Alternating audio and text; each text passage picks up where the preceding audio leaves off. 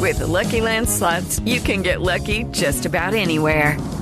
This is your captain speaking. We've got clear runway and the weather's fine, but we're just going to circle up here a while and get lucky. No, nothing like that. It's just these cash prizes add up quick. So I suggest you sit back, keep your tray table upright, and start getting lucky. Play for free at LuckyLandSlots.com. Are you feeling lucky? No purchase necessary. Void where prohibited by law. 18 plus terms and conditions apply. See website for details. Hello and welcome. It is Eric Erickson here, the Eric Erickson Show nationwide. The phone number, should you wish to be on the program, 877-973-7425. I got to play this audio for you out of the gate. This is Valerie Jarrett's daughter. You remember Valerie Jarrett? She worked for Barack Obama. Her daughter got hired by CNN and is now a morning anchor at CNN. No political nepotism or anything there. They actually fired a guy who's a friend of mine who was actually really good because they wanted her on the morning desk. And there she is. And now this is what she's saying. Though, is the protests. And this is a question about civility. The frustration people feel is personal. But where's the line? Obviously, what we see, the apparent arson at an anti-abortion nonprofit in Wisconsin is over the line. Violence is always over the line. But there are real questions and conversations today about protests outside Supreme Court justices' houses, particularly Justice Kavanaugh.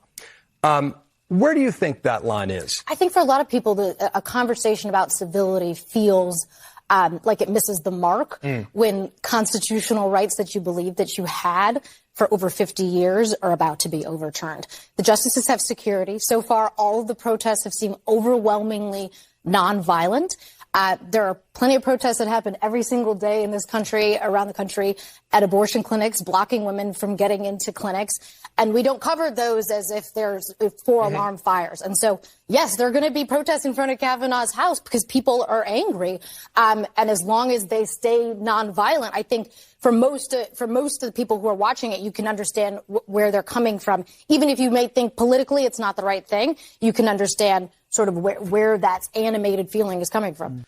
Talking about civility is beside the point, she said. It's actually against federal law to protest outside a federal judge's home in order to intimidate, persuade, or attempt to correct a judicial opinion.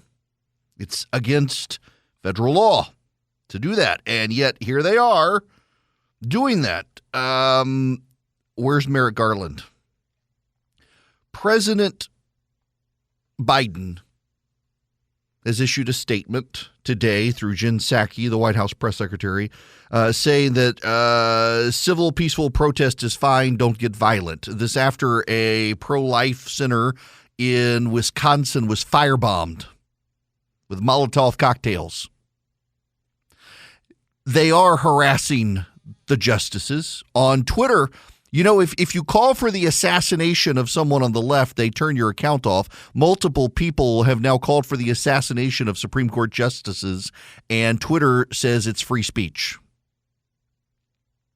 One political cartoonist drew a cartoon that advocated taking guns to Supreme Court justices' homes. They've left it up. A Georgetown law professor, remember Ilya Shapiro? Ilya Shapiro said that Ketanji Brown Jackson was not qualified. His tweets were willfully misconstrued to make him sound racist. He was put on indefinite suspension from Georgetown University Law School. A Georgetown University Law School professor is encouraging violent protests at Supreme Court justices' houses and saying, screw you, I've got tenure. I can say this and they can't do anything to me. Advocating violence against pro-life activists and pro-life clinics as well, and essentially saying that your private property isn't really your private property and that people in the suburbs need to get over their privilege of thinking they should be free of protest. Y'all, they've lost their minds. They've lost their minds. And this, by the way, this is probably the second biggest story. At the bottom of the hour, I'm going to talk about the biggest story, but this one's getting more attention, and so I wanted to actually get it first out of the gate. But the real big story that is flying under the radar that we will get to at the bottom of the hour is the formula shortages. It's also why they're not going to win. The Democrats, they're not going to win. They're trying to use abortion as a way to motivate the younger generation, and it's not going to help them. Here's Chuck Todd. We are back. Data download time. Democrats are hoping the news about Roe will energize their base, and they have their eyes on younger voters, and here's why. Among younger voters, 3/4 say abortion should be legal in all or most cases. That's 20 percentage points more than the share of voters over 65 who share that view. That large gap matters because those groups of voters do not usually turn out in the same numbers, especially when it comes to the midterms. Let me show you. Look, here's younger voters in a presidential year. They become almost 1 in 5 voters. But in midterm years, you can see here young voters down to the 12, 13%. But even in that good Democratic year of 18, younger voters didn't quite get out. Meanwhile, those 65-plus voters are far more likely to go to the polls no matter the election. The question now is, could a Supreme Court opinion that overturns a nearly 50-year precedent in Roe be enough to alter that picture and motivate a younger electorate? No. The answer is no. That's Chuck Todd in the polling. No, it's not. Most people are not getting abortions. This is what Democrats forget. And you will have to forgive me for making this the big topic today, but there's a larger issue here than just the abortion issue. This is the governor of, the Attorney General of Michigan. Well, there's 83 duly elected prosecutors for every county in our state. As Attorney General, I have statewide jurisdiction, and I ran on a platform of understanding that likely during the course of my term, Roe v. Wade would be overturned, and this incredibly draconian and strict 1931 law would criminalize abortion in this state with virtually no exceptions. No exception for rape, for incest, no exception for medical emergencies.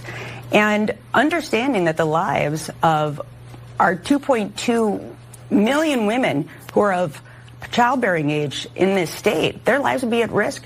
I refuse to enforce this draconian law that will endanger their lives and put at jeopardy the health, safety, and welfare of the lives of each and every woman in the state of Michigan. They're not going to enforce any laws if the legislature passes them. The rule of law breaks down when you don't get your way. This is the reason I focus out of the gate on this is a larger issue. And it's one you need to start understanding fairly immediately, because we're headed to a crisis that's going to overshadow all the other crises coming our way. And it is the breakdown of the constitutional order if you don't get your way. The left and the media is obsessed about January 6th. Obsessed. You can't get away with it. You know, I got lit on fire by members of the media for saying no one really cares about January 6th. And everybody cares. Everybody should care. How dare you say people don't care? People don't care. You care about your paycheck. You care about your family. You care about your job. You care about making ends meet. You don't really care about January 6th unless you are obsessed. People with a life don't care about it. And yet the media demands that we care about it because they stormed the U.S. Capitol to intimidate Congress into stopping the Electoral College votes. The very same people who urge you to care deeply about that are telling you, it's no big deal that they're at Supreme Court Justices' homes wishing they would be murdered. You know, you're setting precedents here. If you're on the left, you need to understand this. You are setting precedents now that the post-Christian right, if you didn't like the Christian right, wait till you meet the post-Christian right. You're setting precedents the post-Christian right will use. I mean, you say that Donald Trump's rhetoric inflamed enough people to storm the U.S. Capitol. You call it an insurrection. They built a gallows. And by the way, I'm on record saying it was bad. It shouldn't have been done. But you say it was Donald Trump's rhetoric inflamed this, and now you've got people on the left saying they're taking away your rights. What's next? They're going to take away your gay marriage. They're going to take away your interracial marriage, which they're not going to do. By the way, Clarence Thomas is interracial marriage. But this is what they're saying. Does your rhetoric not matter? Does your rhetoric get an exemption? Donald Trump's, you would give Donald Trump no exemption whatsoever on his rhetoric, and yet you want an exemption on your rhetoric? Really? That's what you want? You don't think your words will inflame people? You have protesters outside Brett Kavanaugh's house all night long, keeping him and his family awake. Samuel Alito, the justice who wrote the draft decision of Dobbs, is in hiding with his family. Federal agents have placed a Supreme Court justice in hiding. Have you heard this on the news? It is now confirmed through Supreme Court sources that Samuel Alito and his family have been taken by federal agents, placed in custody, and put in hiding because of the threats on his life. That news came out 2 days ago, and Joe Biden said nothing. In fact, it was Chuck Schumer who singled out Brett Kavanaugh and Neil Gorsuch last year and said they would reap the whirlwind for the decisions that come down if they impact Roe. There's always this double standard on the press you need to be mindful of. When Maxine Waters was urging people to get violent, the press was largely giving her a pass. Alexandria Ocasio-Cortez in 2018 said we were running concentration camps along the border. It inspired a man to firebomb an ICE facility. He got killed in the process, and the media gave her a pass. Remember, Joe Biden at one point said that Republicans wanted to put black people back in chains, and the media gave him a pass. They always give the left a pass on this rhetoric. And that is one reason the right has gotten more bold in what it does, because they've stopped caring about the judgment of the press when the press has shown itself to be so violent or so in favor of violence, or at least turn a blind eye to violence when it's the left. You have Valerie Jarrett's daughter on CNN, a news anchor, saying, people are talking about civility, but I mean, when your rights are at stake, it's understandable. A pro-life facility has been firebombed. The left would have you believe pro-lifers only care about children in utero. Once they're born, they don't care about them. Actually, this facility helped moms who did not have abortions. It helped them cover the costs of diapers and formula, among other things. It's been firebombed by someone on the left. And again, it is against federal law to protest outside a federal judge's home. Where are the federal authorities? Where are the federal authorities? A reporter for a news outlet has deleted her Twitter account after word broke of the firebombing of the pro-life center in Wisconsin, Madison, Wisconsin. She tweeted out, "More of this until they're rotting in the grave." That was her tweet. More of this until they're rotting in the grave. These are the people we're dealing with. When you have an attorney general like the attorney general in Michigan saying she's not going to enforce the law that she doesn't like, when you have the members of the media excusing protest, because after all, it's their rights, when you have Democrats on television hysterically telling people gay marriage is next, interracial marriage is next, they're coming for you, you know, we don't have to speculate at what the sort of unhinged rhetoric will do. In 2017, Democrats started telling people Republican tax cuts and Obamacare reform were going to kill people. They ran ads showing a Paul Ryan lookalike shoving grandma in a wheelchair off a cliff. And a man named James Hodgkinson, a Bernie Sanders supporter, decided it was too much and someone had to act. So he got a gun, drove to Virginia, and attempted the mass assassination of Republican members of Congress because of the Democratic rhetoric. That's not in dispute. It is a fact. And now, those Democrats and members of the media say, well, you can't really expect people to be civil now, can you? This doesn't end well for any of us. Hello there. It is Eric Erickson here. The phone number is 877-973-7425 should you wish to be a part of this here program. I think it is very commendable that on Mother's Day weekend, Jill Biden, Jill, not Joe, went to Ukraine, to Lviv, where the president of Ukraine, Zelensky, his wife, Zelenska, First Lady Zelenska, has been in hiding with her children. The Russians have been hunting for both her husband and for her to kill them. And she came out to be with Jill Biden on Mother's Day weekend in Ukraine, and that's good. Justin Trudeau, the Prime Minister of Canada, has also been there now. Boris Johnson, the Prime Minister of the UK, has been there. Emmanuel Macron, the President of France, has been there. Where is the President of the United States or the Vice President? Where are they? The President of the United States could have been in Ukraine this weekend, which, by the way, was also Victory Day in Russia. Victory Day in Russia is a national celebration that transcends typical politics in Russia. Everybody celebrates Victory Day in Russia. And Putin hoped to have a big victory in Ukraine by now, and he does not. And it is looking more and more likely that he cannot scale up, because if he does scale up or summon more troops, he could very well face a coup. The Ukrainians are worried the Russians are about to get even more violent.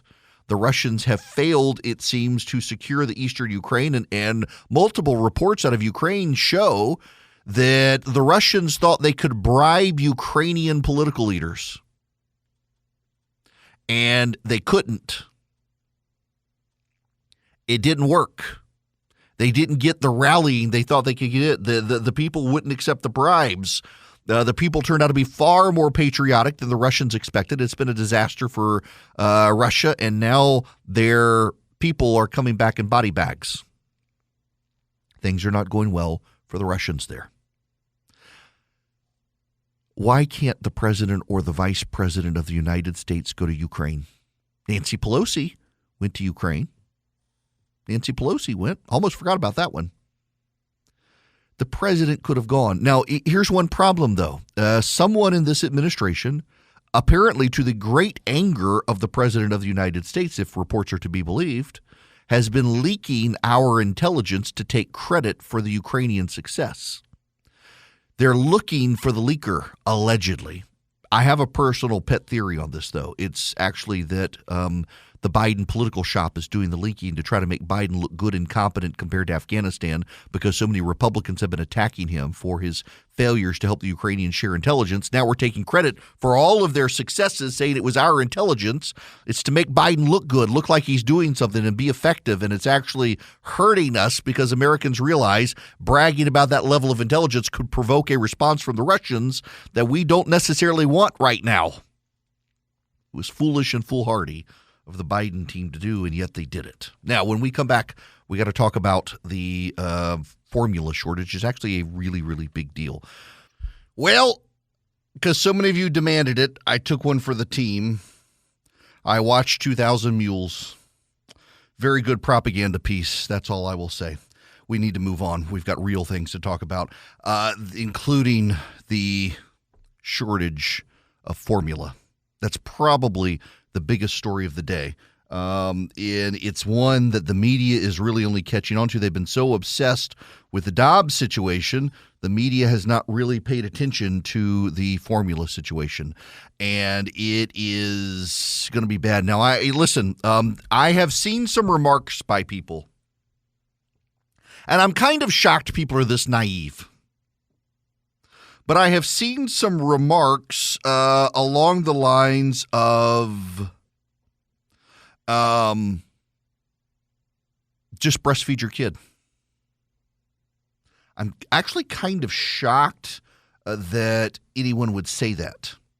You know, my wife, right after we got married, had to have a double mastectomy. 25 years old, had to have a double mastectomy. It was prophylactic, meaning that we knew, given her family history of breast cancer, she would get it. And doctors advised her, based on her genetics, that she needed to go on and get it done. So 6 months after we got married, my wife had a double mastectomy. The things they don't tell you about that, just as an aside, doctors like to paint in those sorts of circumstances, I guess, a rosier, more optimistic picture. And her recovery time was miserable. It took months and months after the mastectomy for her to be able to have a reconstructive surgery. And she had to have multiple reconstructive surgeries. We wound up ultimately having to go to a different plastic surgeon to get everything done the way it should have been done. And we had to use formula when we had kids, obviously. And it's expensive. Formula is an expensive part of the budget for, so a couple of things they don't tell you when you're having kids. One, overnight, your child will grow, and on Sunday, a diaper that fits fine by Monday will be bursting at the seams, overflowing with pee. The number of ruptured diapers I've dealt with as a dad, and all the water-absorbing or liquid-absorbing little granules that spill out with a diaper burst because the kid just overnight all of a sudden can fill up a diaper, and you're on to the next diaper. And sometimes the new diaper doesn't quite fit as well because they haven't had major growth spurt, but boy, their bladder's grown. It's awful. And when you get the boy, you got to be strategic, because if you leave things uncovered, suddenly you've got like a fire hose there peeing all over everything. Just whoosh, whoosh, whoosh, ah. You got to be careful there. And then the poops, the little red faces and the grunts that they make, it's going to be in for a doozy. And the formula stinks.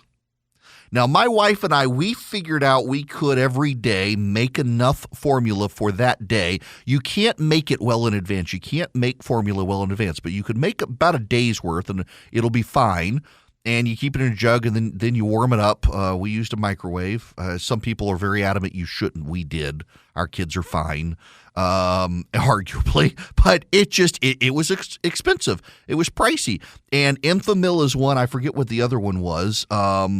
But one, Similac and Enfamil are the two big ones. And I forget, I think our kid didn't do well on one. We had to switch to the other. And it's a really big deal, particularly for mothers who can't breastfeed. And some moms use it supplemental to breast milk.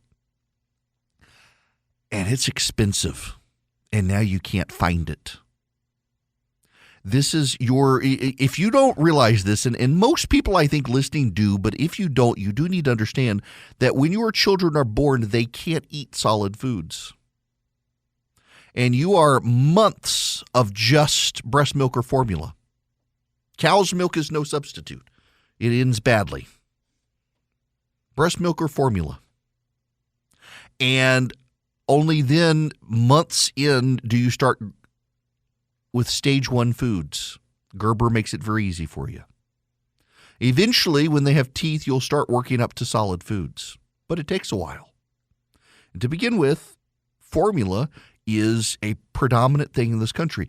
And the formula companies have had some supply chain issues, some contamination issues. This is not Joe Biden's fault. You need to understand this.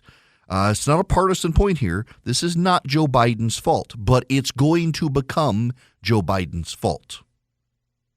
People want someone to blame. And people are going to get very angry about the shortages of formula. And as a result of this, they're going to look for political heads to roll. And this is going to be on the Democrats. And I for the life of me, I can't understand how they don't understand that they're not going to escape responsibility for this. And by the way, I want you to be very clear here, left, right, and center. I'm not blaming Joe Biden for this. It is not his fault. The factories have had supply chain problems that are outside the purview of the president. They've had contamination problems outside the purview of the president, and they're falling behind. But it becomes a political problem when people's kids are going hungry. And the president has tools at his power, including the Defense Procurement Act, which some people are starting to raise, that could cut through bureaucracy and get the supply chain going again. It will become a political problem. They don't seem to see it coming. This is very much to me like the border situation. And this is what really baffles me about this White House is there are foreseeable things. Let me step back for a minute. Let's step back for just a minute on this. In a newsroom, there are things that you foresee. You're going to be covering certain things. It's like, let's take Southern Living Magazine. I don't care where you are in the United States. Southern Living Magazine is a thing. Or a catalog company. I know a guy. I follow him on Instagram. At some point, need to get together with him for bourbon and cigars. I like his company, Onward Reserve, and I follow them. And they shoot their Christmas catalog in the summer, and so they're all dressed in winter clothes. It's like 90 degrees outside, but you got to prepare for it. You take Southern Living; they're doing their Thanksgiving edition sometime in the spring. They're doing all their food layouts. They're doing all their recipes. They're getting it all done. They know it's coming, and they've got to prepare, and they prepare a year in advance. And within 6 months, they're doing the photography. They're doing the recipes. They're doing the planning so they can get the Thanksgiving issue out for the month of November because, hey, you look at the calendar, and you get November on the calendar. You got to plan for it. You know that's going to be the Thanksgiving issue. And then guess what? Guess what the next one's going to be? Guess what? Christmas. So you're going to do with Southern Living, you got to come up with a cake. Because every year Southern Living is known for having a cake. A unique cake, a beautifully done cake on the cover of its December edition. And then you're going to get into March, April, and you're going to have the spring edition. Everybody does this. It's planning. If you're in politics, you're going to start planning now for your coverage of the Iowa caucuses. It's up in the air as to whether or not the Democrats are going to go with Iowa. The Republicans surely are. You've got the New Hampshire primary coming up in less than a year. Or no, 2 years now. You've got some time. This November you're going to have a big midterm election. You're already trying to figure out who are the candidates, who's going to win. We need to get the graphics done because you've got an election coming up in November. You know these things. You plan these things. It's the same you and I do. My wife, God bless my wife. My wife keeps a paper calendar. She refuses to use electronics. My wife is a Luddite. She hates technology. She wishes iPhones would go away and computers would die. She would prefer it if we all went back to analog and paper. If she could have a record player and an 8-track, my wife would be happy as long as she could get 80s music. She keeps a paper calendar. And when I have conversations with my wife to tell her that I'm going to do something, I know I either have to carry her calendar to her when I begin to. It's the most frustrating thing. I love my wife. But I'm like, honey, I'm thinking I want to go on a fishing trip this weekend with some friends. Wait! I gotta get my calendar. I want to tell you that this is wait. Gotta get my calendar. I just want to tell you that I'm going somewhere. No. Can't have these discussions. I have to have the calendar in front. It's got to be a paper printed calendar. She's got to see it all. And you know what? She never misses an appointment as a result. She keeps it all in print. Nothing's going to die. She keeps that sucker in her purse, and she's got this calendar. It's a special mom calendar. And it's got every person in the household with their own line every day of the week, and she can see he's going here, she's going here, he's going here, I'm going here. And you plan. I have never seen a White House like this White House that is as bad as they are at planning for easily anticipated things. I have never seen this coming. It's remarkable to me. The formula shortage is not their problem, but it's going to become their problem, and I can see it, and they seem to be caught flat-footed. The border is their problem. They've had a year to prepare for Title 42 going away, and they're caught flat-footed. It is the most remarkable thing to see the level of incompetence in this White House when it comes to planning. They need my wife and her paper calendar to look into the future and say, hey, guess what? These things are coming up. These are going to be problems. If I can anticipate them, they should be able to anticipate them. They're experts at this, and they're flailing about. The economic situation in this country is taking a turn for the worse. The markets are crashing. The Dow is down. Everything is down again. It's just bad. We can all see this sort of stuff coming. And it's just remarkable to me that this White House continually gets caught flat-footed by it all. Now, let's go to the phones. I got Alan waiting. I am going to check in with you. Welcome, Alan. How are you? Oh, great. I hope you're doing well today. I am. Thank you. I'll get right to the point. In the summer of 2020, we had nationwide riots regarding George Floyd. And in certain respects, the right was cowed and emotionally held in check regarding their grievances, especially the bias of the press over 4 years regarding the way they treated Donald Trump and certain issues. But 2 years later, as I was talking to the call screener, it's now a period of the boy that cried wolf in the right in their mind. Everything is a protest on the left. If you use you're raising your child and say he misbehaves, it's a boy and he misbehaves. If you whip that child too often after a certain point, he becomes like thick-skinned to it. Mm-hmm. It will lose its effect. He won't be afraid of being whipped. And in a metaphorical sense, we have seen 2 years of utter failure and complete chaos and no results. And now the abortion issue and the rulings have come up. And the right, it's, hey, this is more of the same, and it's not going to cause the reaction. And like you have said, maybe you never have said it in these words, but the left is living in a complete and total separate reality. Yes. The reality distortion field in their bubble is amazing. And they don't understand why what's worked in the past is not working now, and it's because of the chickens have come home to the roost. Everything they've done, like the idea of transitioning because of I can't. Sometimes my words lock up. You know the cars and how we transgenderism and all that. Yes, that they've got. It's not that they don't have a point in certain ways, but like with our energy situation, you got to transition. I mean, I own Tesla stock, but we've only made like a 1.5%, 2% headway. Right. It's going to take years and years and years. That's why Elon Musk is trying to get up to 20 million vehicles in 10 years. That's his hope if everything falls into place and we make headway, etc. Yeah, you can't do it next week. You raise a really good point here, Alan. I got to let you go there because I got a commercial break. But thank you for raising this point. The right used to have to play the game because they did not have their own outlets to get their message out. They were relying on ABC, CBS, NBC, the New York Times, the Washington Post, CNN. They don't have to play the left's game anymore, and the left hasn't quite figured that out. Well, to a degree they have, which is why they scream about misinformation and disinformation. They're trying to convince people that everyone lies to the public except for them, and people have figured out their game. It doesn't work for them anymore. They don't know how to recalibrate right now in order to engage the American public because their monopoly control of information has gone away.